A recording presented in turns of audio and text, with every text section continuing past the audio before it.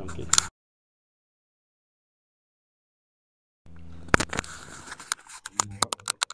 Goeiemôre almal. Dankie pastoor Gerard vir die geleentheid. Ek het vir hom gevra, ek wil graag die nagmaal aanbied vir oggend. Net so kortliks, ek en my vrou die voorreg gehad om in Turkye deel te wees van 'n Christelike groep wat die 7 kerke besoek het. En in die bus het Gawie de Lange en pastoor Heinz Winkler het hy vir ons nagmaal aangebied in die bus terwyl ons gery het van die een kerk na die ander kerk toe. En in daai bus het iets my net getref, dat ek moet hierdie nagmaal aan julle oordra vir oggend. As ons kyk vir oggend, ek wil graag hê, dalk kan die mense nou net die nagmaal kom kry, dan sal ek aangaan met die 3 voorstellings. So ek wil vir julle vra om almal net die nagmaal te kry hierso, dat julle gereed is, en as ek die nagmaal klaar voorgestel het, in 3 dele, dan gaan ek vir julle vra om dit almal saam te gebruik. Vir julle self. As ons die ernstigheid van die nagmaal, dit is eintlik wat ek aan julle wil oordra. Ons gebruik altyd nagmaal, maar ek dink nie ons besef altyd die ernstigheid van nagmaal nie. As jy gisterand of vanoggend op die nuus kyk en jy sien daar's 'n plaasboer of 'n ou tannie en 'n ou oom vermoor, wat verskriklik is, met 'n strykyster geslaan of warm water in hulle keelgatte afgegooi, almal ken die storie en dit is iets verskrikliks, dan vra ek vir julle, dit pla almal geweldig en dis nie lekker nie. Jy leef jouself in, jy kan nie glo so iets kan gebeur nie. Is ek reg as ek so 'n stelling maak? Ek gaan nou net wag, dan gaan ek aangelaat almal net julle goed kry. Sal saam met my stem, dit is verskriklik. Ons kan ons nie aanleef by dit nie, nê. Maar kom ons, ek stel net die nagmaal vir julle voor, kom ons kyk net bietjie terug in die verlede in. Dat Jesus het erger deurgegaan om sy liggaam vir ons, vir my en jou te gee. Sy bloed te gee vir ons wat hier sit, vir al ons woelinge en ons verkeerdinge, het hy dit gedoen. En as julle almal ken die storie in die woord, as jy dit gaan lees, dink ek dit was nog erger gewees, en dit was ons koning wat gekruisig is aan die kruis. So leef jy 'n bietjie in daarna wat hy vir ons gedoen het. In Johannes 19 vers 29 tot 30 staan daar het 'n kan vol suurwyn gestaan. Die soldate het toe 'n spons vol suurwyn op 'n hisopstokkie gesit en dit teen sy mond gehou. Nadat Jesus die suurwyn gekry het, het hy gesê, dit is volbring. Vir ons sondes, vir ons goed wat ons verkeerd doen in hierdie lewe, het hy gesterf, erger as wat 'n plaasmoord sou plaasvind. En dit pla almal. Hoekom kom ons pla dit nie ons bietjie hoe ons koning gesterf het nie. Right, dan gaan ons na stelling nommer 2 toe. Kom ons kyk bietjie na onsself, binne in ons. Die nagmaal is nie vir volmaakte Christene nie. Enige iemand wat glo, wat ek nou vertel hier, sodat Jesus vir ons gesterf het aan die kruis, mag dit gebruik. Dit is wat die woord van die Here vir ons sê. Ons moet nou net besop dat dit nie 'n groepsvorming hier plaasvind nie, en laat jy dit onvolwaardig gebruik nie, net omdat gebruik is nie. Ons moet dit net in gedagte hou. Anderster, as jy dit doen, gaan jy 'n bespotting van die kruis maak. Dis nie wat ek sê nie. Kom ons kyk wat sê die woord. In 1 Korintiërs 11 vers 27 tot 29. Elkeen wat op 'n ongepaste wyse van die brood eet of uit die beker van die Here drink, sal skuldig wees aan sonde teen die liggaam en die bloed van die Here. Maar elkeen moet hom eers self ondersoek voor hy van die brood eet en uit die beker drink. Want hy wat eet en drink sonder om te besef dat dit die liggaam van die Here is, bring daardeur 'n oordeel oor homself. So ondersoek jouself voordat jy nagmaal gebruik. Dis nie wat ek sê nie wil jy van wyk nie, dis wat Jesus vir ons deur die woord vir ons bring. Dit is nou stelling nommer 2, maar nou kan ek vir julle die goeie nuus gee in stelling nommer 3. Kom ons kyk bietjie vorentoe na hierdie storie. Dit is wat Jesus gekom het en hy het die goeie nuus verkondig in die woord. Nou dit is die goeie nuus. Daarom kan ons met groot opgewondenheid na vorentoe kyk as jy die nagmaal gebruik. En elkeen wat deel is van dit en glo dat Jesus vir ons gesterf het aan die kruis, is welkom om dit te gebruik. Markus 14 vers 25. Dit verseker ek julle, ek sal nie weer wyn drink nie tot op daardie dag, wanneer ek die nuwe wyn in die koninkryk van God sal drink. Dankie ons dierbare hemelse Vader, vir die geleentheid wat ons nou het om die nagmaal te gebruik, in U naam Jesus Christus. En Jesus het in Matteus 26 gesê, neem eet, dit is my liggaam. Toe neem hy 'n beker en nadat hy die dankgebed uitgespreek het, het hy vir hulle gesê, drink almal daaruit, want dit is my bloed. Die bloed waardeur die bond beseël is. Julle is nou welkom om die nagmaal te gebruik.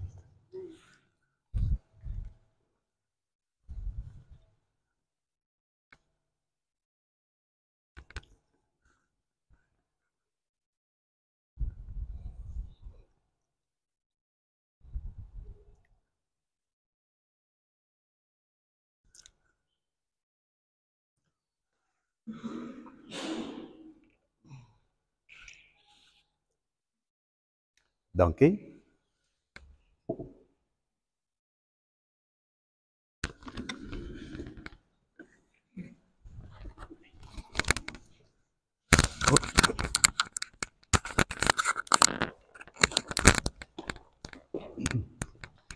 Terwyl ons gesit, is dit so lekker om net saam te wees in die naam van die Here en om groot te kan maak. Terwyl jy so sit, kan ek jou vra, kom ons maak so vir 'n oomblik ons oë toe. En dan sing jy saam met my. Halleluja, halleluja, halleluja,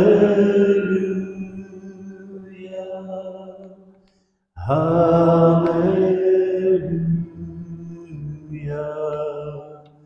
halleluja, halleluja,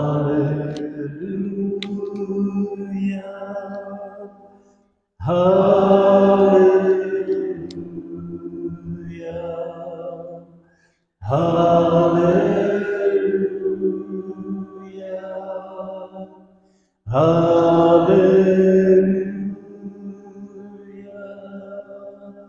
Dankie Jesus, dankie Jesus, dankie Jesus, dankie Jesus, dankie Jesus, dankie Jesus, dankie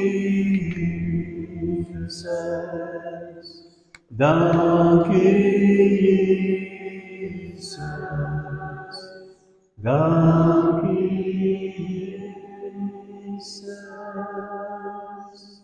Terwyl ek in die rede daar sit, wys dit vir my 'n boodskapie wat nou net ingekom het en ek weet nie van wie af het dit gekom nie. Maar Leonie is sopas ontslaan uit die hospitaal uit. Loof die Here, halleluja. Ek weet nie waar is daar so 'n mikrofoontjie dan. Prys sy naam.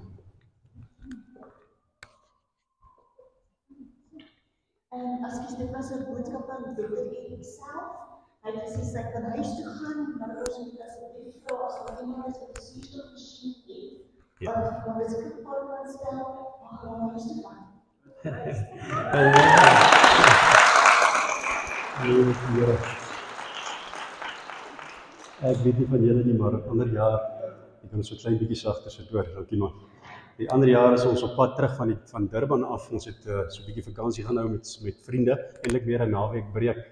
En ek weet nie of ek al vir julle dit vertel het nie, maar as ek vertel het, stop my sommer hoor asseblief.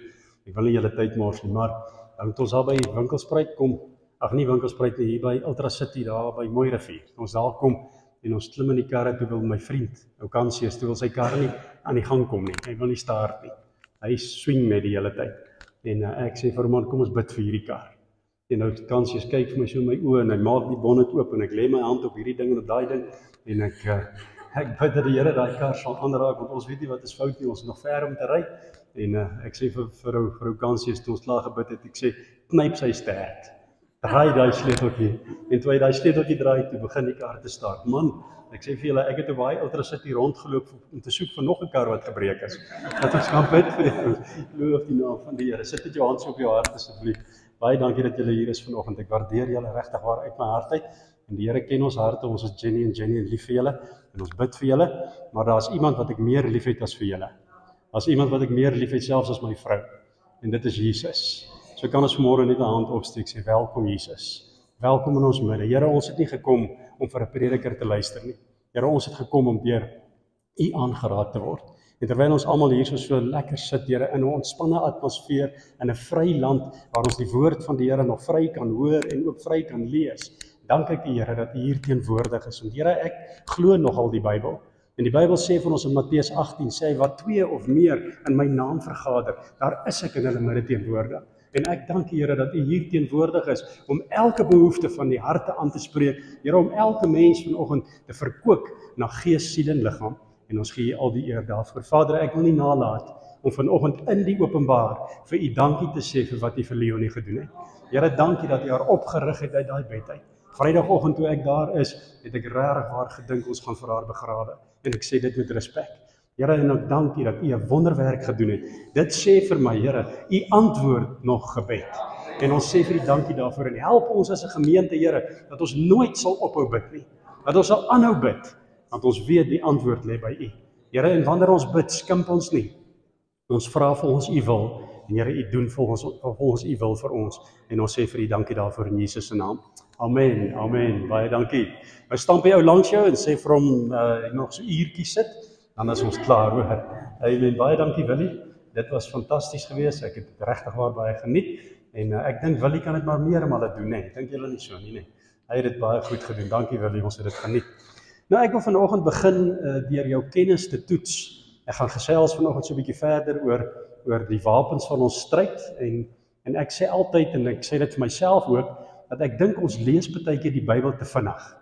Want ons gaan deur begrippe in die woord van die Here wat eintlik vir ons iets beteken, maar ons hoor dit nie mooi in ons harte nie en dan verander ons lewe nie dienooreenkomstig nie. En moet ek eerlik vir u vandag sê dat dit sal 'n goeie ding wees en ek sê dit met groot respek en liefde en hoor my hart. Dit sal 'n goeie ding wees as wanneer u by die huis kom, gaan ondersoek die woord. Gaan kyk daarna of dit die waarheid is. Handelinge 17 vertel 'n verhaal van 'n klomp mense. En dit was mense gewees wat in Berea gebly het, die Bereane. En hierdie Bereane, sê die Bybel, hulle was 'n meer ootmoediger volk gewees. En die rede daarvoor is, hulle het die woord gaan ondersoek.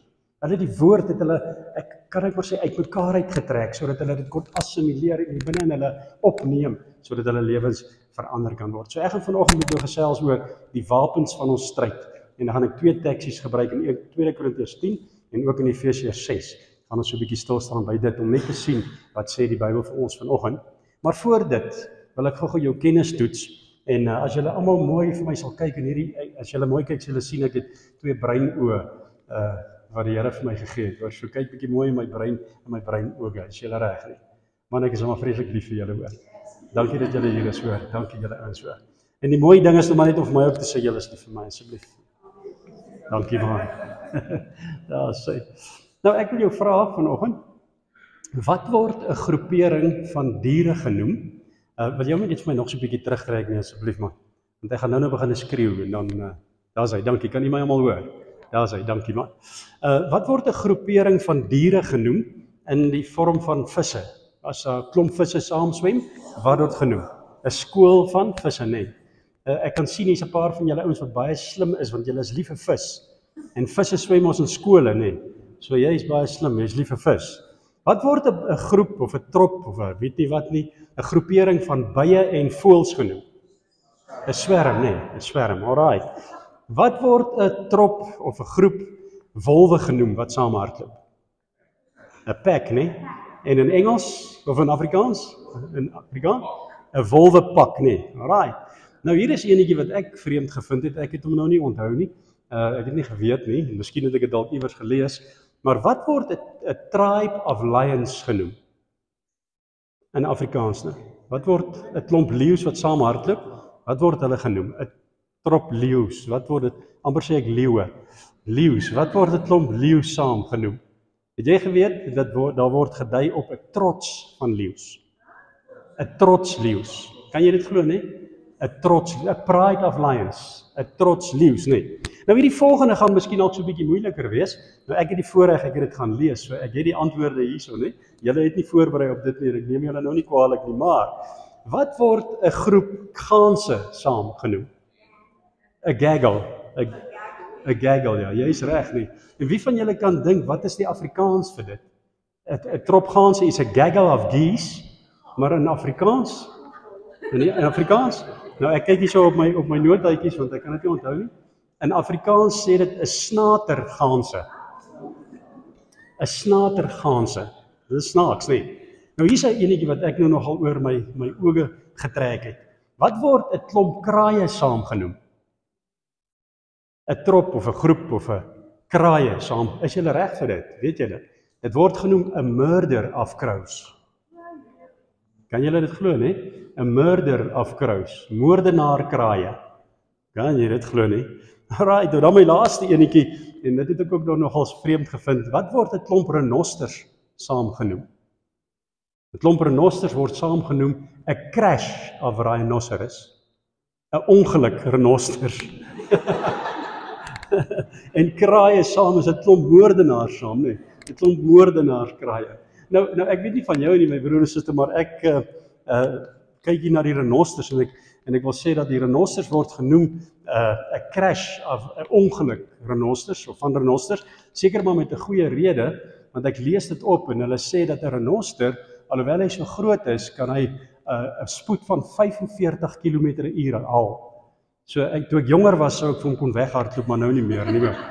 So hulle hardloop so 45 km/h, sê die ouens.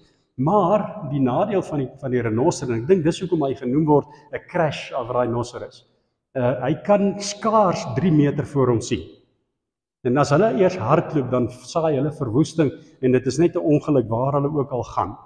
Hierdie klomp renosters. En moet ek vir jou sê, ouens, moenie met 'n renoster sukkel nie, hoor. Moenie met een sukkel nie, hy gaan vir jou onderkry.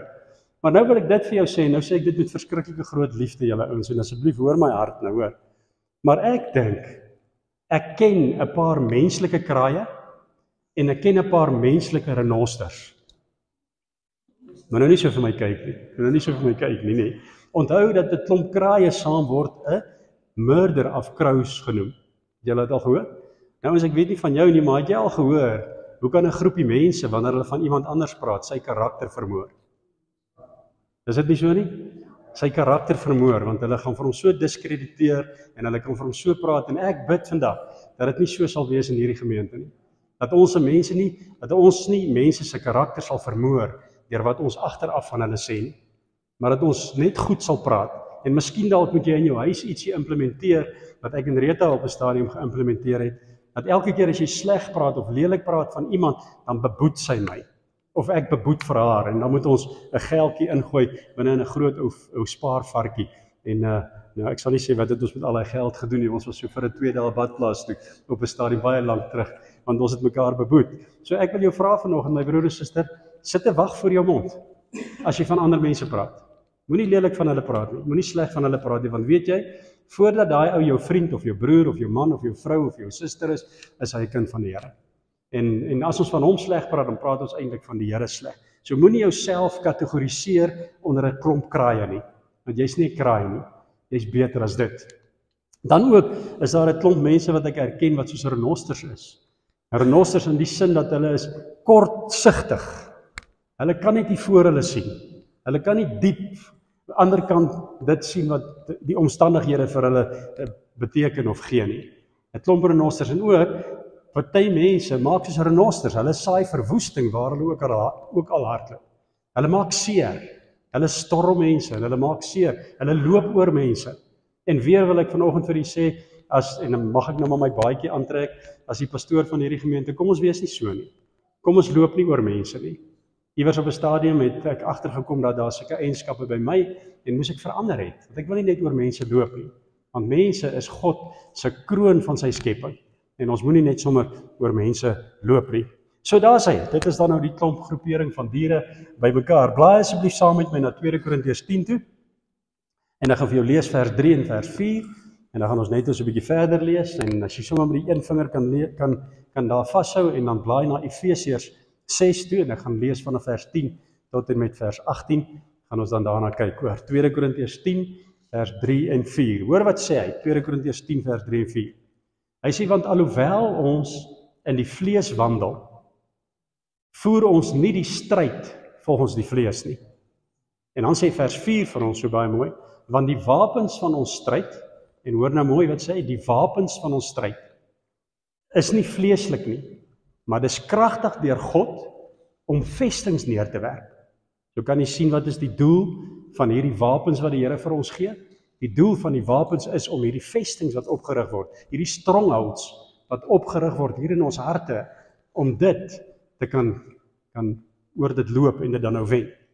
Nou, ek wil vanoggend dit voor jou lê, kind van God, deur vir jou te sê dat ons moenie 2 Korintiërs 10 met Efesiërs 6 verwar nie. In Efesiërs 6 van vers 10 tot vers 18 praat die Bybel ook van wapens, maar in hierdie konteks en in Efesiërs 6 praat hy van die wapenuitrusting van die gelowige.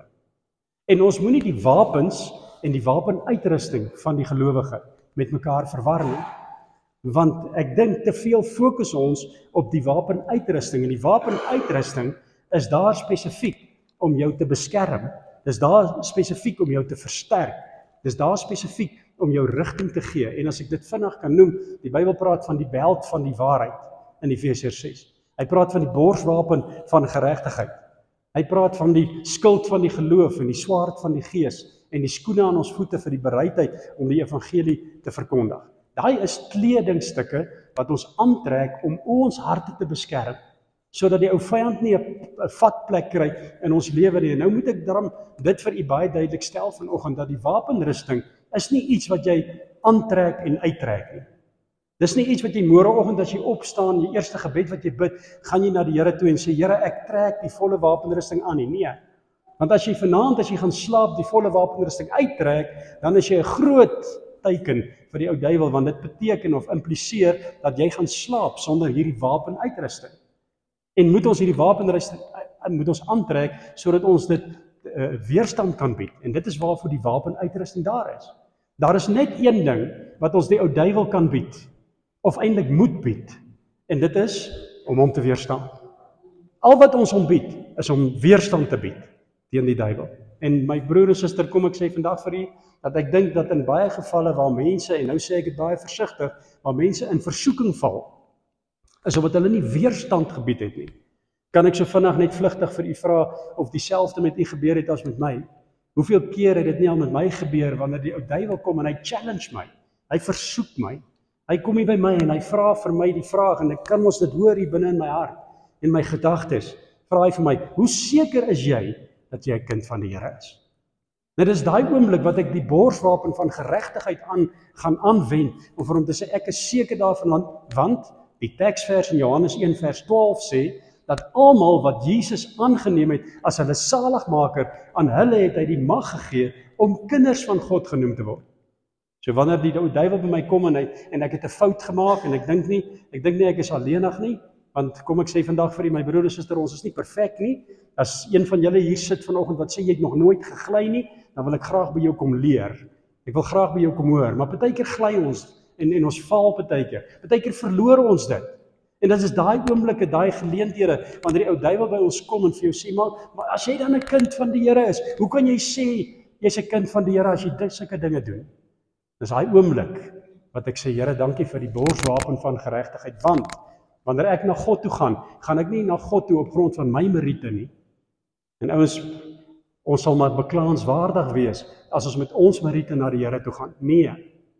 Want die dag as ek my hart vir die Here gee, dan kom God en hy voeg my in Jesus Christus, in die liggaam van Jesus, en word ek bekleed met Jesus Christus. En is dit hy wat my kom oortuig van dit wat ek verkeerd gedoen het, om dit dan te bely en natuurlik te laat staan en dit agter my te sit. En ek is jammer om te sê, my broer en suster, ek dink dat baie Christene het nogal 'n uitdaging met daai ding, Baie Christene bely hulle sonde, maar hulle laat staan dit nie. En dit is so belangrik om dit te kan doen. Maar hierdie wapenuitrusting wat die Here vir ons van vertel, hierso in Efesiërs 6, die doel daarvan is om kragtig in die Here te bly. Hy sê dit in Efesiërs 6. Hy noem dit 3 keer. Hy sê, word kragtig, vers 10, word kragtig in die krag van sy sterkte. Nie in my sterkte nie, nie in my krag nie. Johannes 14 vers 6 sê dit vir ons so mooi, dat selfs wanneer ek en jy na God toe gaan, moet ons deur Jesus gaan, sodat ons by God kan uitkom. So, dit is die wapenuitrusting, dit bestaan dan, het ek gesê, uit die beld, en uit die borswapen van geregtigheid, die skoene, die skild, die helm, en dan ook die swaard. En my broer en suster, moet ek vandag vir u sê, daar's redelik baie teksverse in die Bybel, wat gaan rondom elkeen van hierdie. As ek maar so 'n bietjie iets kan sê oor die helm, die Bybel sê dat ons moet elke gedagte gevangene neem. En kom ek nou vanoggend vir u raad gee, nie net gedagtes van wat nou nie lekker is nie, wat nie mooi is nie, wat jou miskien dalk op 'n dwaalspoor gaan bring, maar ook gedagtes wat miskien dalk 'n grootmoedigheid of 'n hoogmoedigheid by jou kan bring. Dit moet ons ook die gedagtes moet ons ook gevangene neem. En dan sê die Bybel, ons moet dit onderwerp aan die Here. En dit het alles te maak met hierdie wapenuitrusting wat die Here vir my en vir jou gee. Ons het die beld wat ons aansit, sodat ek en jy in die waarheid kan lewe. Nou kom ek sê vandag vir u, my broer en suster, en ek is nou jammer om dit so te verduidelik, maar as ek my broek se beld losmaak, dan gaan my broek afval. En niemand van ons hou daarvan om naak rond te loop in die publiek nie. Ons hou nie daarvan nie. Allerminst nie ek nie. Ek hou nie daarvan nie. Ons hou nie daarvan om naak rond te loop nie. Nou hoeveel keer gebeur dit dat ons in die geestelike realm, in die geestelike lewe, dat ons naak in die gees bevind word, omdat ons nie in die waarheid wandel nie. Toe ek so rukkie sielkunde geswat het op 'n stadium, so 3 dae wat ek dit geswat het, het hulle vir ons geleer, daar was 'n vakgebied wat ons gedoen het in dit, en die vakgebied se naam was epistemologie. En epistemologie is 'n vak wat gaan oor om die verskil agter te kom tussen die realiteit en die waarheid. Kom ek sê vandag vir jou, my broer en suster, realiteit is nie altyd waarheid nie. Die realiteit mag miskien dalk wees dat jou yskas leeg is. Die realiteit mag miskien dalk wees dat jou kar se tank leeg is en dat daar nie brandstof in is nie. Die realiteit mag miskien dalk vir jou sê dat dis Ikabod en dis klaar praat met jou. Dis die realiteit. En ons is nie blind vir dit nie, ons sien dit raak. Maar kom ek vandag vir u sê, daar's 'n waarheid wat die realiteit oorheers. En die Bybel sê vir ons in Johannes 8 vers 32, sê dit so mooi. Hy sê jy sal die waarheid ken en die waarheid sal jou vrymaak. Die waarheid sal jou weer beklee. En daarom, my broer en suster, is dit goed om in waarheid te wandel. Maak jou beld vas in die geestesrealm, sodat jy saam met die Here kan wandel in waarheid. Kom ek sê vandag vir u, toe ons Vrydagoggend by daardie hospitaal stil staan, het die realiteit van die omstandighede, die realiteit van wat hier voor my afgespeel het hier in my gemoed die uitdaging gebring van ons gaan vir Leonie begrawe. Dit was die realiteit. Maar ek het geweet, daar is 'n God wat ek en jy dien, en dit staan in 1 Petrus sê dit vir ons so mooi, wat hy vir ons sê, dat as daar iemand siek is onder julle, dat hom die ouderlinge inkom, en hy sal oor hom bid en hom salf met olie, en hy sal gesond wees. 2 Petrus 2:24 sê, deur die wonde van Jesus is daar vir my en vir jou genesing. Dis die waarheid. En my broer en suster, miskien dalk moet ons meer in die waarheid wandel. Johannes 10 vers 10 kom en hy sê vir ons, die dief, die duiwel, kom om te steel en te slag en te verwoes. En dan praat Jesus, hy sê, maar ek het gekom, dat jy lewe en oorvloed kan hê. En my broer, ek is jammer om te sê vir jou, dat omdat ons nie die beld van die waarheid vashou nie, lewe ons baie keer onder die standaard van God se waarheid. Oorvloed beteken genoeg vir myself en ook om uit te deel. En ek is jammer om te sê, my broer en suster, ek dink ons moet terugkom by die waarheid van God se woord en daarop bank, daarop staan. Sit aan die beld, maak jou broek vas, sodat jy kan wandel en staande bly in die teenwoordigheid van die Here.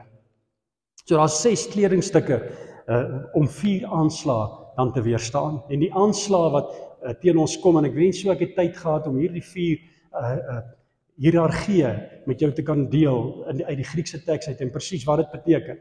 Maar die aanslag wat ek en jy moet weerstaan, kom vanuit 4 groepe uit. Dit kom vanuit die owerhede, dit kom van die magte, die wêreldheersers en die bose geeste in die lig. So kan ek vanoggend vir jou nuus gee, my broer en my suster, en hoor my hart. Die ou wat langs jou sit is nie jou vyand nie. Kan ek dit vanoggend vir jou sê, die ou wat by jou huis inbreek is nie jou vyand nie. Daar is 'n gees agter die gees. En jy moet daai gees moet jy vasvat. Daai gees moet jy bind in die naam van die Here. En dit sê Matteus 18, dit wat ons hier op die aarde bind, wat al reeds in die hemel gebonde is, dit sal gebind wees. En miskien dalk moet ons die kinders van die Here bietjie meer oproep en sê, hey julle ouens, kom ons wandel in die waarheid. Kom ons stap in die waarheid wat die Here vir jou en vir my gee. Een van die groot dinge wat ek agtergekom het wat die ou duiwel in spesialiseer, en hoor my hart, die ou duiwel wil hê ons moet onkundig wees. Die ou duiwel wil hê ons moet nie die volle waarheid van die woord ontdek nie. Dis hoekom in baie huise, in baie Christene se huise, lê die Bybel op die bedkassie en hy het al stof opgegaar. En lees mense nie oor die algemeen, kinders van die Here, lees hulle Bybel nie. Nou ek wil vandag vir jou sê, my broer en suster, as ek dit nie met veroordeling kan sê nie, en dit is glad nie my styl nie, maar kan ek vandag vir jou sê, begin om die woord van die Here te lees, sodat jy waarheid kan inkry, want die waarheid van die woord gaan jou vrymaak, en van hierdie onkunde wat die ou duiwel ons wil in vashou. So my broer en suster, ek wil dan nou vanoggend vir u sê dat dit was Efesiërs 6. Maar ons moet dit nie verwar met 2 Korintiërs 10 nie. Want hier in 2 Korintiërs 10 praat die Bybel nie van wapenuitrusting nie. Hy praat van ons wapens. So dit impliseer, en ek weet nie of ek jou nou gaan skok vanoggend nie, dit impliseer dat en glo vir my, dat ons is in 'n stryd gewikkel in hierdie geestelike riekalm. Ons is in 'n stryd gewikkel en wil die ou vyand God diskrediteer, wil hy hê dat jy en ek sal ophou om die Here te dien. En dit is die hele plan van die ou vyand, dit is sy modus operandi, om jou stadig maar seker weg te kry van die waarheid af, weg te kry van die aangesig van die Here. Maar hier kom 2 Korintiërs 10 en hy sê vir jou en vir my, hy praat van wapens.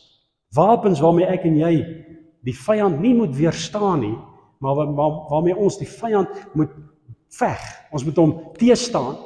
Ons moet hom heads on, moet ons hom ontmoet en moet ons hom wen. Ek is jammer om dit te sê, dat in baie gevalle wen die ou duiwel. Kom ek noem 'n skriffie, dit staan in Romeine 12 vers 21. In Romeine 12 vers 21 sê die Bybel, hy sê, my broers, ek sê vandag vir julle, moet julle nie deur die kwaad laat oorwin nie, maar oorwin die kwaad deur die goeie. Kom ek wees eerlik nou vandag, my broer en suster, watter ene van die twee wen gewoonlik onder 'n gemiddelde deursnee Christelike lewe? Moet jou nie deur die kwaad laat oorwin nie, maar oorwin die kwaad deur die goeie. So wanneer die kwaad aan jou deur kom klop, is hier waarheid in Romeine 12 vir jou en vir my neergeskrywe, en die waarheid is, oorwin daai ding. Oorwin daai leuen waarmee die vyand jou wil afrokkel van die liggaam van die Here af. Oorwin hom. En die Here het ons meer as oorwinnaars gemaak, en ek en jy kom en ons bekragtig dit, deurdat ons wapens gaan opneem, en dit ons hierdie vyand gaan wen, wat hy in ons deur wil kom klop. Ek sien hierdie beginsel dwars deur die Bybel, dat die Here kom en hy gee vir sy mense 'n wapenuitrusting, maar hy gee ook vir hulle wapens waarmee hulle moet veg. En ek vat byvoorbeeld in die Ou Testament, en in die Ou Testament is dit seker een van my favourite boeke, en ek wil jou tog challenge, gaan lees hom 'n bietjie deur. Hy het net 13 hoofstukke. Gaan kyk 'n bietjie na hom toe, dis die boek van Nehemia. En as jy gaan sien hoe Nehemia kom om die stad se muur te herstel, en ook sy poorte te herstel, maar daar's 5 groepe mense wat teen Nehemia staan. 5 groepe mense wat soos die ou vyand werk, om vir Nehemia te stop en te keer, dat hy nie doen wat hy moet doen, en wat God hom voorgeroep het nie. Kan ek so ietsie in hakkie sê, my broer en suster, weet jy hoe kry die duiwel dit reg om kinders van die Here te stop, om nie die roeping van God op hulle lewe te eerbiedig nie. En hier kom die ou vyand in Nehemia se lewe, en hulle probeer om vir Nehemia te stop, om die muur en die poorte te herstel van Jerusalem. Uiteindelik het Nehemia dit reg gekry, maar weet jy hoe het hy dit gedoen? Hy sê vir hierdie ouens wat aan die muur bou, en let op my broer en suster, neem kennis vandag, dat hierdie hele muur was in 52 dae was dit herstel. In 52 dae was die poorte, die muur herstel, en as jy in Jerusalem en Israel was, dan sal jy sien, dit is nie net so 'n muurtjie nie, dis 'n muur. Dis 'n groot, breë muur, en hy's lank, wat hulle herstel het in 52 dae. En wat het Nehemia vir hulle gesê? Wat moet julle doen om hierdie muur te herstel? En ek wil dit vandag vir jou sê, kind van die Here, as daar enige area in jou lewe is wat gebroken is op hierdie stadium, ek wil vandag vir jou sê, vat die troffel in die een hand en vat die swaard in die ander hand. Die Bybel praat van 'n werpspies wat Nehemia vir sy mense sê om dit op te neem. Die troffel in die een hand om te bou, en die werpspies in die ander hand om weerstand te bied, en om die vyand te beveg en hulle af te weer, sodat daai werk kan voortgaan. En midde in hierdie hele storie, word die muur in 52 dae, word die muur herstel. Bou, weerstaan, verdedig, en beskerm. Ek is jammer, my broer en suster, dat te min of te veel van ons mense word gevang sonder hulle wapenuitrusting en word gevang met hulle wapens wat hulle los by die huis wanneer hulle uitgaan. Ek was vanoggend so gestig geweest toe ek hier om die kerk stap, bid ek Psalm 121, net 8 versies. Net 8 ou teksversies wat ek en jy ter harte kan neem. En weet jy, dat Psalm 121, die heel eerste versie, en ons ken dit, ons het dit al gehoor. Hy sê, dit so mooi, Dawid sê, ek slaan my oë op na die berge. Hey julle ouens, daar is waarheid in. Daar is waarheid in, en hierdie oomblikke, hier in Psalm 121 was 'n geleentheid waar Dawid se lewe aan 'n draadjie gehang het. En wat doen hy midde in hierdie omstandighede, midde in hierdie aanslag, midde in hierdie stryd? Hy slaan sy oë op na die berge. Here, waar sal my hulp vandaan kom? Dan sê hy in vers 2, my hulp is van die Here my God. Vers 8 kom, en dit het ek gebid vanoggend, en ek bid dit vir jou ook. Vers 8 kom, en hy sê, die Here sal jou uitgang en jou ingang bewaar, van nou af tot in ewigheid. Hey ouens, daar's waarheid in. Ek wil jou tog raad gee vanoggend, as jy die oggend jou huis verlaat, of as jy iewers heen ry, op vakansie, of 'n naweek afvat, of hoe dit ook al mag wees, as jy by daai hek uitry, kan ek jou raad gee vanoggend, bid hierdie teksvers. Sê, Here, U bewaar my uitgaan. Vader, as ek uit hier gaan, U bewaar dit wat U aan my toe vertrou het. Here, wanneer ek terugkom en daai hek gaan oop. En my broer en suster, ons lewe in 'n tyd waar die tye maar regtig waar taai is. Taai is in die sin van misdaad loop hoog. Ons het nou die ander dag, het ons gehoor van 'n pastoor wat gaan huisbesoek doen het, en toe hy terugkom by die huis en hy maak sy huis, die hek oop, toe wil die hek nie oopgaan en hy klim uit, toe het iemand met 'n kabeltaai die hek vasgemaak. En toe hy uitklim en dit losmaak, toe val hulle aan. Steel hulle, slaan die vrou, maak die mense seer. Pastoor het met 'n blou oog op die kansel gestaan die Sondag. Maar ons lewe in sulke tye. En weet jy my broer en suster, hier is 'n wapen wat ek en jy het.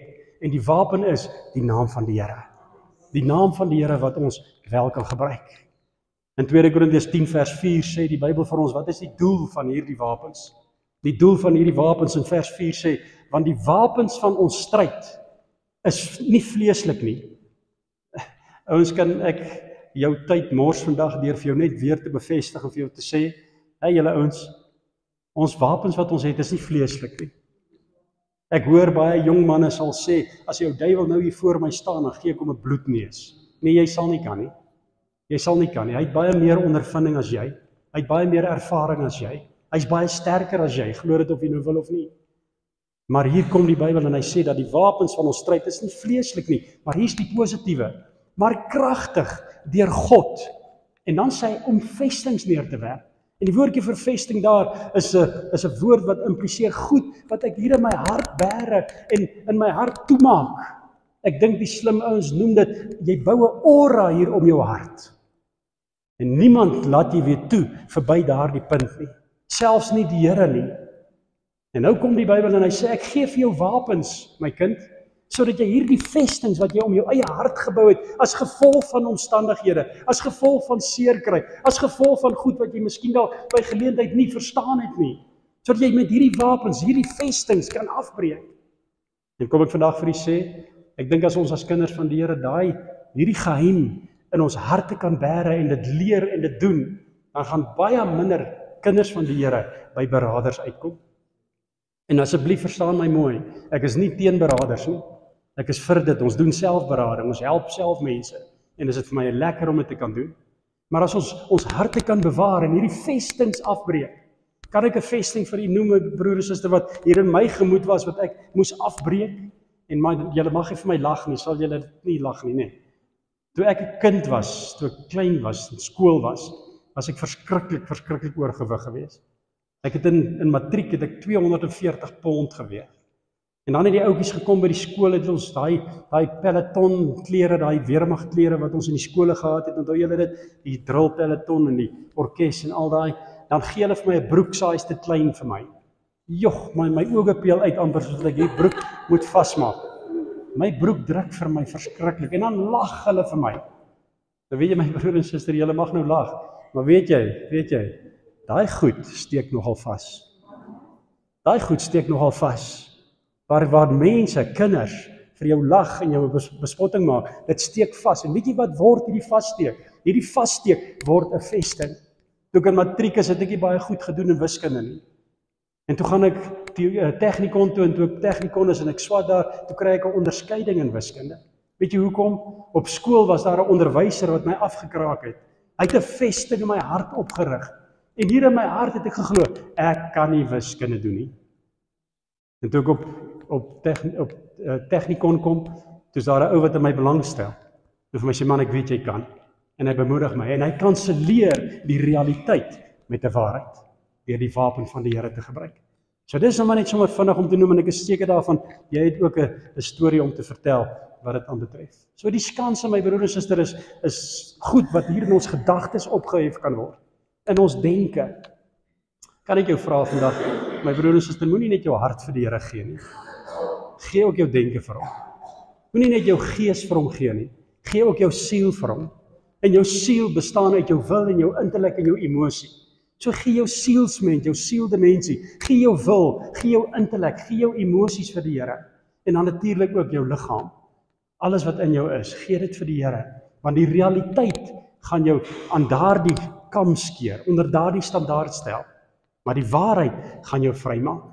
Dan kom die Bybel en hy praat van skanse wat teen die kennis van God opgerig word. Ons nie een van ons kan, you will never catch God by surprise. Nie een van ons kan dit ooit regkry. Maar tog is daar 'n ou duiwel wat die Here wil diskrediteer by jou en my. As ek vandag vir jou sou vra, genees God nog steeds in die tyd waarin ons lewe? Ja. Voorsien die Here nog steeds in die tyd waarin ons lewe? Ja.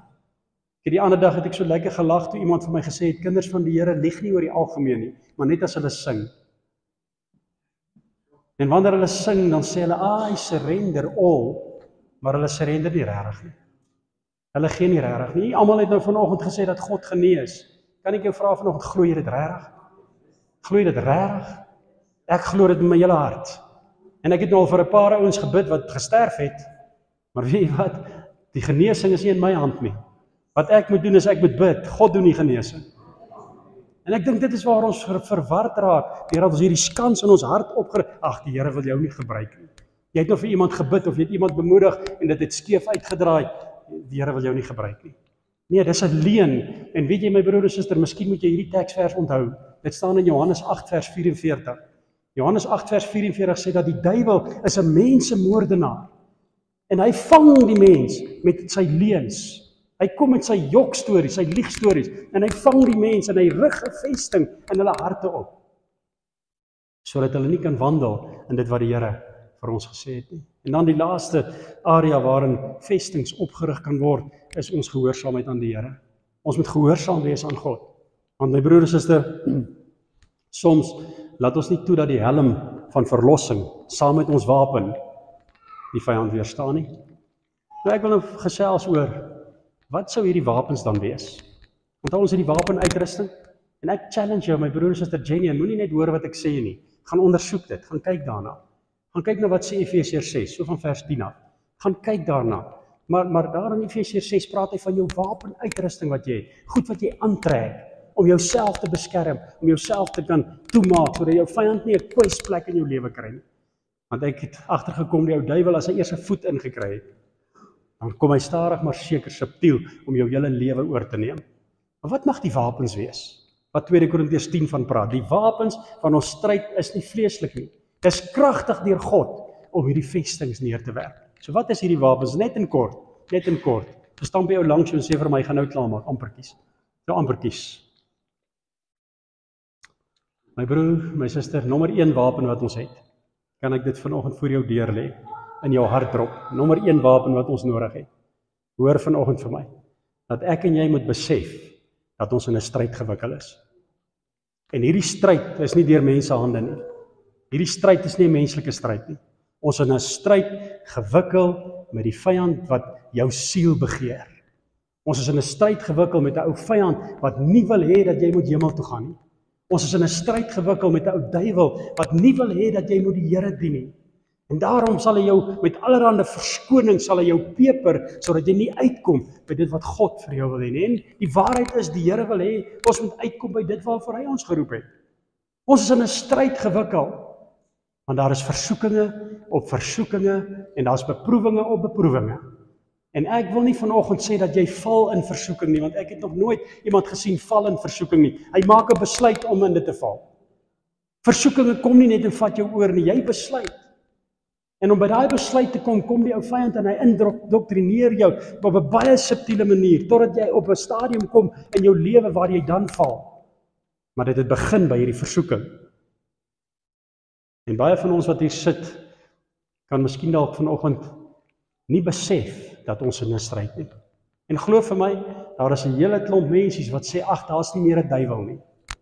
Kan ek vir jou sê, ek praat nie vanoggend van die duiwel goed nie, glad nie. En dit wat ek van en vir hom sê ek toegevou in die bloed van Jesus. Maar glo vir my, as ek kyk na hoe kinders van die Here optree en hoe hulle reageer en hoe hulle 'n lewenswyse handhaaf, dan wil ek vandag vir jou sê, die ou duiwel is baie fliks.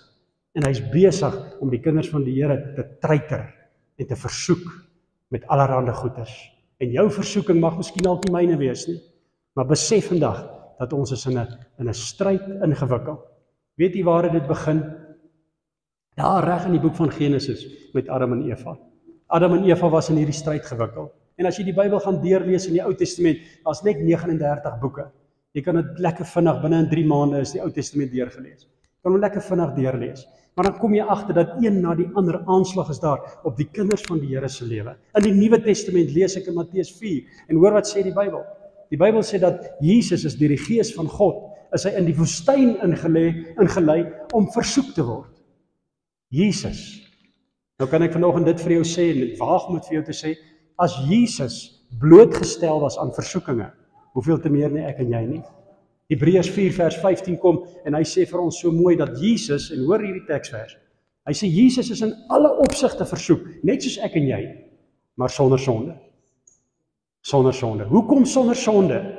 Kan ek vandag vir jou sê, my broer, al was hy die seun van God, was daar ook vir hom 'n geleentheid om die knie te buig. Daar was ook vir hom 'n geleentheid waarmee hy versoek was om die knie te buig voor hierdie bose plan van die vyand. Maar hy het dit nie gedoen nie. Hy het met die wapenuitrusting het hy aangetrek gehad, hy het sy wapens het hy gebruik en het hy gesê nee, ek gaan nie daarvoor val nie. Ons tweede wapen, en ek weet nie of jy dit wil hoor nie. Miskien moet jy dit al hoor vanoggend, my broers, ons tweede wapen. Nommer 1 sê ek, en ek sê dit vir elke persoon wat hier sit, hoe naby of hoe ver jy van die Here af is, hoor vir my, hoor vanoggend vir my, ons is in 'n stryd gewikkel. Ons is in 'n stryd gewikkel deur 'n ou vyand wat jou siel begeer. Deur 'n ou vyand wat wil kom steel en slag en verwoes. En interessant, die woord vir verwoes in Johannes 10 vers 10 is 'n woordjie apolumi wat beteken 'n ewigheid sonder God. Ek dink dis ernstig, my broer en suster. Ek dink dis ernstig. 'n tweede wapen wat ek vanoggend vir jou wil noem en ek gaan nou klaar maak so binne 'n paar minute. Ons tweede wapen is gebed en vas. Dis gebed en vas. Kind van die Here, ek kan dit nie genoeg beklemtoon nie. Ek kan dit nie genoeg beklemtoon. Wees 'n bidder. Soek God se aangesig. En as die Here dit op jou hart lê om miskien dalk van tyd tot tyd te vas, en asseblief hoor my mooi. Ek hoor dat mense vas van televisie kyk en ek hoor dat mense vas van selfone gebruik. Kan ek vir jou sê dat 'n Bybelse vas is nie van televisie en van selfone nie. 'n Bybelse vas is jy weerhou jouself van iets om te eet. En jy bly weg van dit af, want jy maak hierdie liggaam van jou honger en dors vir die geregtigheid van God. Die voorreg wat hy jou en my gun om te kan voedsel inneem, sê ons vir die Here, dankie daarvoor, maar Here, ek het 'n behoefte in my hart wat groter is as die aan kos en klere. Ek het 'n behoefte aan U. En Here, ek kom en ek sonder my af en ek vas en bid en ek soek U aangesig. En terwyl ek dit sê vanoggend, my broer en suster, dink ek, dis tyd dat ek jou graag weer wil challenge vanmôre. Ek wil jou challenge vanoggend. Ons het dit vir 'n tyd lank in ons gemeente het ons dit gedoen, maar ons het opgehou daarmee. En dink ek moet ons vir die Here sê, vergewe ons daarvoor. Maar ek wil jou challenge vanoggend, my broer en suster. Kom stel jou wekker elke oggend vir 14 minute oor 7. Asseblief, stel jou wekker vir 14 minute oor 7. En dan bid ons vir sekere areas. Kom ek sê vandag vir jou, my broer en suster, weet jy hoeveel aanslae is daar op huwelike? Ag, kom aan, julle het my nou nie gehoor nie. Weet jy hoeveel aanslae is daar op huwelike, my broer en suster? En ek sien die statistiek, ek is 'n ou wat hou van statistieke, en ek sien hoeveel is die statistieke wat egskeidings aanbetref. Daar is 'n aanslag deur die ou vyand om 'n realiteit by mense te bring, dat hulle mekaar maar kan los, dis okay. Maar daar's 'n waarheid, waar die Bybel vir ons kom in Markus 10, en hy sê, dit wat God saamgevoeg het, mag geen mens skei nie. So kan ek vanoggend met jou hart praat, kan ek vanoggend vir jou sê, my broer en suster, kom ons begin saam te bid, as 'n liggaam, as 'n gemeente, 14 minute oor 7, en jy hoef nie 'n uur te bid nie, bid vir 'n 10 minute saam met my, ons bid vir huwelike. Wie van julle wat hier sit vanoggend kan sonder geld klaarkom? Ons kan nie, ons het geld nodig, ons het 'n keuse natuurlik van waar af die geld gaan kom, my eie vermoë, kan ek weer vanoggend vir jou sê, daar's 'n aanslag op jou geld, daar's 'n aanslag op kerke se geld, daar is 'n aanslag van die vyand om ons weg te kry, en my broer en suster, gaan ons nou maar net op ons lauwere sit en rus, en sê, ag, go day, God send payday, of so ietsie, wat sê hulle? Altyd nee. Kom ons hou vas aan die Here, my broer en suster, ons staan op, die Here gee vir jou en vir my 'n wapen, om hierdie vyand wat ons wil besteel, en ons beroof, te kan beveg. En die wapen wat ons het, is deur vas en gebed. Jy mag miskien al nou vir my vra, maar hoekom 14 minute oor 7, en nie kwart oor 7 of 7 uur nie? Ek wil jou nou sommer 'n teksversie leer, en ek gaan nou klaar maak, Ek wil jou 'n teksversie leer vanoggend. Dit staan in 2 Kronieke 7 vers 14. In 2 Kronieke 7 vers 14 sê die Bybel mooi, dit is oom Angus se favourite skrif in die Bybel. Wat sê 2 Kronieke 7 vers 14? Sê dit saam met my. As my volk, oor wie my naam uitgeroep is, hulle voorootmoedig en bid en my aangesig soek, sal ek hulle sonde vergewe en hulle ongeregtigheid reinig. En ek sal hulle land genees. Maar wat is die voorwaarde, my broer en suster? Die voorwaarde is ons moet ons wapen gebruik. En die wapen is vas en bid. Here, en ek wil dit vanoggend verklaar. Ek verklaar dit vanoggend voor jou, onomwonde, sonder om skaam te wees. Kan ek vir jou in jou oë kyk en vir jou te sê, God is my bron. God is my bron. My inkomste, my salaris mag dalk my inkomste wees wat ek verdien, omdat ek hier werk. Dis my salaris, maar God is my bron. God is die bron van hierdie gemeente. God is jou bron. En ek en jy kan in dit instap, my broer en suster, wanneer ons gaan vas, en wanneer ons gaan bid, en die Here se naam groot maak. Ek maak klaar met 'n laaste enetjie. Dit staan in Matteus 7 vers 7. As jy die Bybel deurlees, sal jy sien, daar so hier en daar, is daar 'n teksversie in die Bybel wat na my mening, kon hulle ietsie nog bygesit het, om hom meer verduideliking te maak. En veral wanneer jy na die Grieks en die Hebreëse taal kyk. Matteus 7 vers 7 is een van hulle. En hoor wat sê in die ou Afrikaanse vertaling, die 53 vertaling. Hy sê, bid en vir julle sal gegee word. Kan ek dit weer sê? Bid en vir julle sal gegee word. Kan ek dit vir hierdie groep sê? Bid en vir julle sal gegee word. My broer en suster, kan nie dit hoor? Bid, gebed is 'n wapen. Bid en vir julle sal gegee word. En kan ek vanoggend vir jou sê, nie almal van ons wat hier sit, wanneer ons bid, het geld nodig nie. Maar van ons wat hier sit, het miskien al iets anders nodig, wat die Here jou moet gee, wat jy van hom afbid. Die geheim lê om jou wapen te gebruik, jou wapen van gebed. En dan kom hy en hy sê, kom ek lees hom net weer, en bid en vir julle sal gegee word. En dan sê hy, soek en julle sal vind. Nou net so in hakies, asseblief, ek hoop jy bear with me, net so vir 'n oombliekie. Die woordjie versoek hier, in die Griekse taal is 'n woordjie zeteo, wat beteken fokus. Kind van God, fokus op die Here. Kom ek sê vandag vir jou, daardie tekort wat jy het, kan so baie maklik jou fokus wegvat van die waarheid af. En as my fokus weg is van die waarheid, weet jy waarop anders fokus ek dan? Dan fokus ek op die realiteit. En die realiteit en die waarheid is in vyandskap met mekaar. En dan sê hy, soek en julle sal vind. En dan weer, klop en vir julle sal oopgemaak word. In vers 8 kom hy sê, want elkeen wat bid, sal ontvang. Ouens, ek hou van wat Willie net nog gesê het. Hy het gesê, dis nie hy wat dit sê nie, dis die Bybel wat dit sê. Nou ek wil ook vanoggend kom en sê, dis nie ek wat dit sê nie, dis die woord van die Here wat dit sê. Hy sê, want elkeen wat bid, ontvang. Elkeen wat bid, ontvang. Elkeen wat soek, sal vind. En elkeen wat klop, vir hom sal oopgemaak word. Ag, my broer en suster, weet jy wat is my hart vanmôre? Ek bid so uit my hart uit, dat elkeen van ons wat hier sit, vanoggend klopper sal wees. Dat ons aan die deur van die Here sal klop en dat ons weet hy gaan vir ons oopmaak, want hier het ons 'n bevestiging uit die woord van die Here wat vir ons sê dat elkeen wat klop vir hom sal oopgemaak word. Elkeen wat bid sal ontvang en elkeen wat soek sal vind. My broer en suster, miskien dalk het dit tyd geword dat ek en jy net weer terug moet kom na die ABC van die woord. Kom bid, kom soek, kom klop tot eer van die Here. Maar nou wil ek hom vir jou in die Griekse teks lees en die vertaling wat die naaste aan hom is, wat hierdie teksie aanbetref, is die Amplified Bible. Die Amplified Bible sê dit so mooi. Hy sê, ask and keep on asking. Kan jy dit hoor, my broer en suster? Dis nie net 'n kwessie van nou skiet gebedjie en ek los dit nou nie, want dit is nou in die hand van die Here. Nee, dis 'n aanhou bid. Dis 'n aanhou bid. Ek het 'n boek by die huis van 'n man wat geskryf oor The Circle Maker, en miskien dalk het julle ook die boek gekoop. En dit gaan oor 'n man in die Ou Testament uit in Habakuk se tyd gelewe. Sy naam is Honi. En die Bybel sê dat Honi was bekend geweest. Sy reputasie was van so aard geweest dat as hy bid vir reën, dan gebeur dit, dan reën dit. En Israel was in 'n tyd van droogte geweest en hulle roep vir Honi om te kom bid. En Honi gaan en hy gaan bid. En hy sê, Here, ek bid vir reën. En die volgende oomblik, hy 3 dae lank het hy gebid, en die volgende oomblik, toe reën dit. Nie baie nie, maar so bietjie. En hy roep die Here aan, hy sê, Here, weer, ek bid, nie net vir 'n bietjie reën, ek bid vir baie reën. En die geskiedenis vertel dat die volgende oomblik, toe begin dit te reën. Hoekom? Want Honi het nie net een keer gebid nie. Ons het net nou 'n liedjie gesing, Andrei, baie dankie vir dit hoor. Ons het 'n liedjie gesing, Lord send the rain.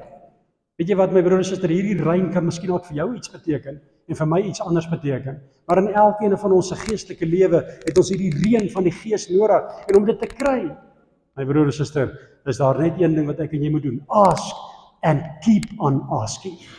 Ek vra weer vanoggend, ek vra weer vanmôre, en miskien moet ek dalk vir jou vra, wie van julle is bereid om die challenge te vat om saam met my en Rita dit te bid? Stel jou wekker vir 14 minute oor 7. Ons gaan bid vir huwelike. Ons gaan bid vir finansies. Ons gaan bid vir genesings. Ons gaan bid vir deurbrake. Ons gaan bid vir siele. En ons vra die Here, want die wat aan die kerk of aan die huis van die Here bou, werk te vergeefs as die Here nie die huis bou nie. So kan ons begin bid en sê, Here, voeg mense by die koninkryk van God en deel hulle op in gemeentes dat hulle gevoed kan word. Here, ons het geld nodig in gesinne. Daar's baie mense wat onder die broodlyn lewe en ons bid dit 14 minute oor 7 elke oggend. Want as my volk oor wie my naam uitgeroep is, hulle verootmoedig en bid, dan sal ek hulle land genees. Kom ek sê vanoggend vir jou huwelik kan 'n land wees. Jou geld kan 'n land wees. En hier is die voorwaarde, hier is die wapen wat ek en jy het. Ek maak klaar vanoggend, my broer en suster, deur vir jou te sê, moenie moed verloor nie. Moenie moed verloor nie. Hou aan, hou vas. Die vyand van waarheid is realiteit. Moenie net altyd dit wat voor jou staan, moenie net altyd die omstandighede toelaat om jou te definieer nie. Trek jou wapenrusting aan, neem jou wapens op, en kom ons weer staan, en kom ons beveg, en ons staan vas in die Here. Die Bybel sê dit vir ons in elk geval in Efesiërs 6, waar hy kom, hy sê, staan vas in die Here, en in sy oortuiging. Kom ons gaan saam bid. Vader, dankie dat ons dan vanoggend die verskil tussen die wapenuitrusting en die wapens wat die Here vir ons gee kan sien. En bid ek, Here, dat U vir ons gaan help, dat ons dit sal huis toe vat en dat ons sal werk maak daarvan. Want Here, U wil hê dat ons met die wapenrusting aantrek. Ja, beslis. Want dis hoekom dit in Efesiërs 6 vir ons opgeskryf staan. Maar Here, U wil ook hê dat ons wapens moet gebruik. Dat ons tot besef sal kom, Here, dat die stryd waarin ons is nie vleeslik nie. Dis nie menslik nie. Here, dit is bietjie groter en verder. Dis teen owerhede en magte en wêreldheersers en bose geeste in die lig. Here, my gebed is dat U ons sal help, dat ons met hierdie wapenuitrusting sal weerstaan. Maar Here ook, wanneer ons wapens opneem, die wapens wat ons hierdie vyand mee beveg, is nie passief nie, dis aktief. En help ons, Here, dat ons sal bid. Help ons dat ons sal besef. Help ons dat ons sal aanhou om dit te doen. Here, want die beloning is groot vir ons wat gaan aanhou. En ons sê vir U dankie daarvoor in die naam van Jesus. Amen. Amen.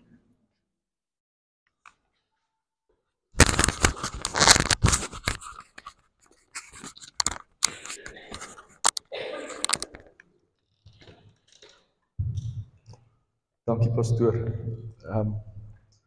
God het ons toegerus. Hy gee vir ons alles wat ons nodig het om hierdie geveg te veg en om onsself te verdedig en te beskerm. So kom ons gebruik dit. Dis daar vir ons. Ek dink aan iets wat pastoor nou gesê het. Hou aan bid. Ouens, dis nie omdat God nie jou gebed hoor nie. Dis om jou te laat fokus op God. So hou aan bid, moenie ophou bid nie. Ek wil net paar afkondigings, ek wil net vir die manne uitnooi. Die 22ste November, dis 'n Saterdagmiddag, het ons 'n lekker kuier vir die manne. Die dames het so tydjie gelede het hulle lekker dames tee gehad op 'n Saterdagoggend en hulle het dit lekker, was vir hulle lekker, hulle het dit geniet en ons het goeie terugvoer gekry. En toe het van die manne gevra, maar wat van ons? Ja, ons wil ook bietjie ietsie doen, hè. So dis nou gereël, ek sê dankie vir Andre en vir Tossie wat die dinge gereël het. So die 22ste November, die middag 3 uur, kom ons hier by die kerk by mekaar, die manne. Daar is nog kaartjies beskikbaar, dis R100 per persoon. Ons gaan braai, ons kry ietsie te ete, en ek sien hier staan vermaaklikheid op die kaartjie. So daar gaan iets lekkers wees vir die manne, goedjies wat aangebied word. Is regtig die moeite werd. So ek wil julle asseblief vra om dit te ondersteun en ook sommer oralster, as jy weet van ouens wat beskikbaar is, nooi hulle. Koop 'n kaartjie, ons het nog kaartjies, dan maak ons 'n groot sukses daarvan ook. Ek wil net vanmôre ook net dankie sê, Pastoor Jacques, dankie dat jy hier is. Ons is dankbaar dat die omstandighede hier by ons uitgebring het. Het is lekker om jou weer hier te hê, en ons is saam met julle bly en dankbaar vir dit wat God gedoen het, vir jou male, vele maal. En ek wil vir die orkes dankie sê, die ouens, ons het vanoggend so lekker geprys en worship. Kom ons gee vir hulle lekker hande klap. Julle weet, hulle sit baie tyd in om te oefen, om voor te berei en so. Andrei, dankie vir vandag. Dankie vir elke persoon wat hier was, dankie pastoor vir die boodskap wat jy gebring het. En ons is lief vir jou, en vir jou Rita, dankie. Dankie dat julle sulke great leiers is, en vir ons lei hierdie gemeente, en nie net vir ons nie, vir die mense in die dorp, vir dit wat julle vir hulle doen. Ons is dankbaar. Dominee Johan, ek is bly om julle ook hier te hê, dankie vir dit wat julle daar by Val doen, en ook Hilel, julle in die jeugspan. Dis groot werk wat julle doen, ouens, hulle doen groot werk, en dit gaan regtig goed met die jeug, ons is so dankbaar daarvoor. En ons prys die Here, alle eer kom aan die Here vir al hierdie dinge, vir hierdie bediening. Ek sien ook, Andries, ek het nie van julle vergeet nie, by die silverjare, die werk wat julle daar doen, ook in die selgroepe. Ons is dankbaar daarvoor, en ek weet God sal elkeen beloof. Ekskuus Andries? En by die gemeente daar in Sakile, hulle doen groot werk daar, ons kry gedierig, ons sal bietjie eendag vir Andries kom, en vir Betty geleentheid gee om bietjie te kom getuig van dit wat daar gebeur. Ouens, dis awesome, ons is so dankbaar daaroor. Staan saam met my, dan sluit ons gou af.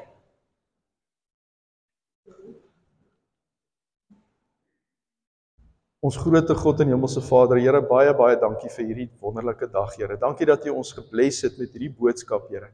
Dankie, Here, dat ons hieruit kan leer dat U ons toegerus het, Here, en dat U ons bemagtig om die stryd te voer, Here. Dankie ook, Here, dat ons weet dat ons dit nie alleen doen nie. Dat ons na U toe kan opkyk, Here, en kan weet dat U met ons is en dat U saam met ons die stryd voer. Help ons, Here, om oor te gee. Help ons, Here, om alle fasette van ons lewens oor te gee, sodat ons ten volle vir U die stryd kan voer, Here, en kan oorwin. Dankie Jesus vir dit wat U vir ons aan die kruis gedoen het, dat U alreeds daar oorwin het, Here. En dat U ook ons deel gemaak het van daardie oorwinning. Ons loof en prys U daarvoor in Jesus naam. Here, hier waar ons uit mekaar uitgaan, vra ek dat U met ons sal wees, Here, lei ons deur hierdie week, Heilige Gees, oral waar ons gaan, dat ons lig sal skyn. In Jesus naam bid ek dit. Amen.